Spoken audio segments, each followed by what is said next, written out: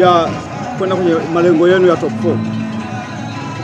Unajua hii ligi ngumu, nishaambieni siku zote, lakini sisi tulikuwa kwenye kupambana. Nafikiri mazungumzo yangu ya mwisho niliwaambieni kwamba mechi inayokuja ndio tutaanza kwa ushindi, kwa sababu niliona vijana wangu mazoezini sasa wanatupia sana, utulivu mkubwa na mambo yameenda mazuri, lakini niseme bado, kwa sababu bado tumepoteza nafasi nyingi za kufunga. Kama tungekuwa makini, wengine tungetoka na ushindi wa goli 2-3 hata zaidi, lakini kwa sababu ligi ngumu na tumepata pointi 3 nyumbani ambazo mpaka leo tunacheza, sisi tulikuwa nafasi ya 12 kwamba tungefungwa tungepotea, lakini leo naamini tutakuwa kwenye nafasi ya 9 au zaidi. Kwa hiyo baada ya hapo tunakwenda Ruangwa, huko tutaenda kuuana kuhakikisha tunapata pointi 3 ili tuendelee kuwa juu. Nafikiri sasa gari lishawaka. Hapa kati unapata sare na timu ambazo zilionekana ni za wastani. TRA wanakuja ikiwa ni timu ambayo ilionekana ni ya daraja la juu, ndio kwa ushindani, lakini unaipiga. Ilikuwa tafsiri gani leo hasa? TRA hawakuwa timu kubwa. TRA timu inawakazia wakubwa, yaani hao wale Simba, Yanga, Azam wanawakazia, ndio maana wameonekana wazuri.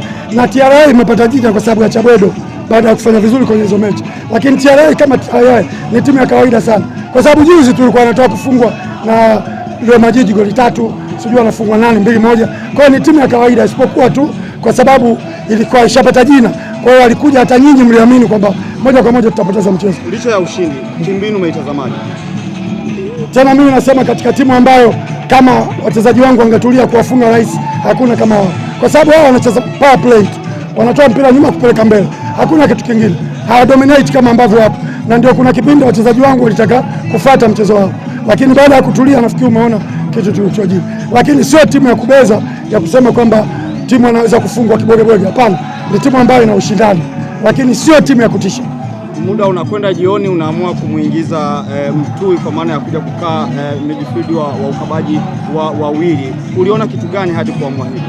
Mgandila alishafanya kazi sana na wao walikuwa wanatushambulia kwa sababu Dani alifanya kazi kubwa akachoka, ikabidi atoke. Baada ya hapo Mgandila tukamsogeza juu, kwa ikabidi sasa lazima aingie Mtui kucontrol kwenye eneo la midfield, kwa sababu Mgandila ni mtulivu na mtu ambaye anakuwa kamanda in charge kwenye timu.